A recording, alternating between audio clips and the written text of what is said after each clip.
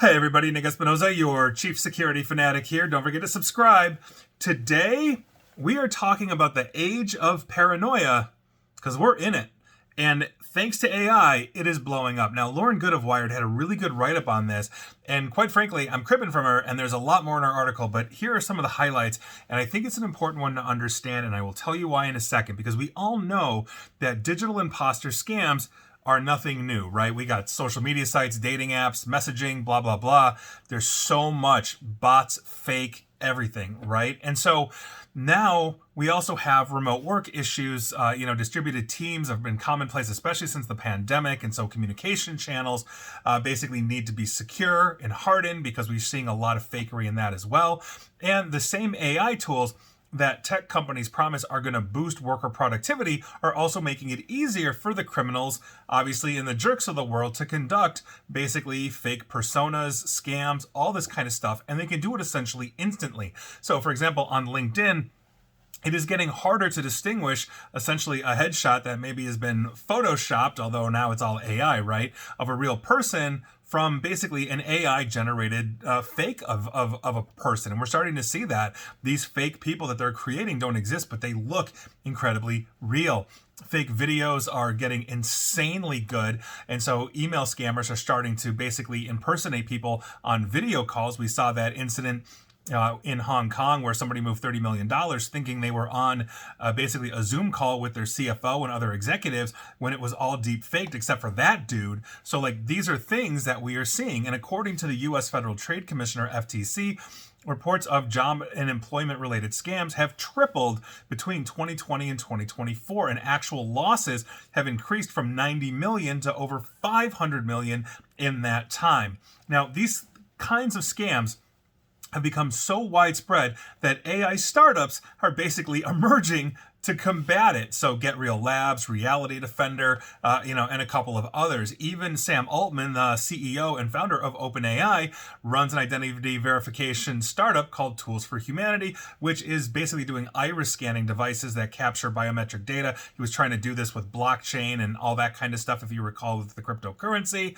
And so, but it's all about ID, right? Now, the whole idea behind this is proving personhood.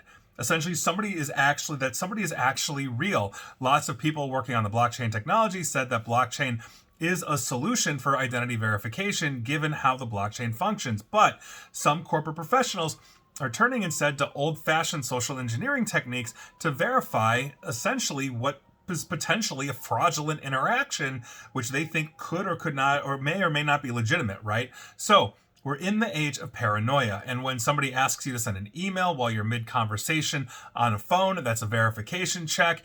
They might want to basically hit you up on your direct messages on Instagram to ensure that the LinkedIn message you sent was really from you. They might request you to text a selfie, a timestamp proving who you are, all these kinds of things. And this is one I actually share on stage when I'm talking to people.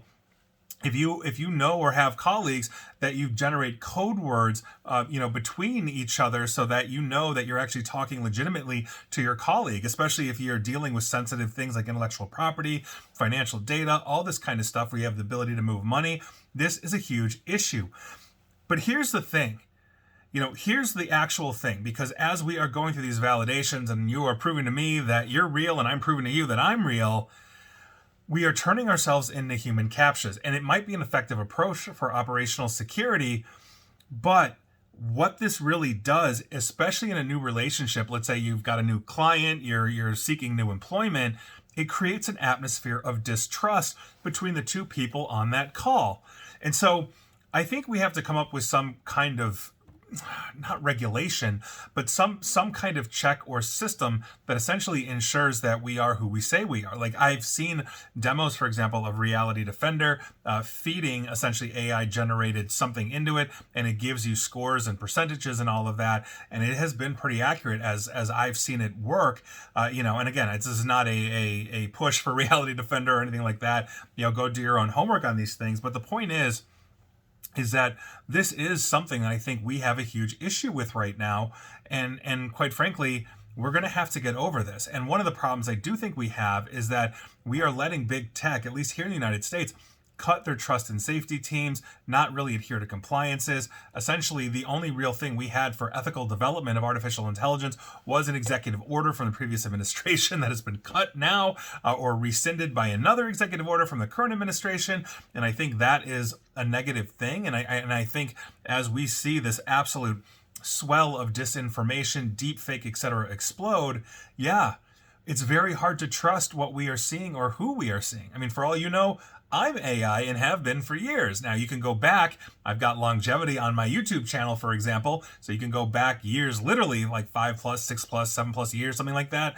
And you can see videos from then. And Lord knows I haven't aged a day, right? So that's what we're talking about. So the old adage of trust but verify, I think, is out.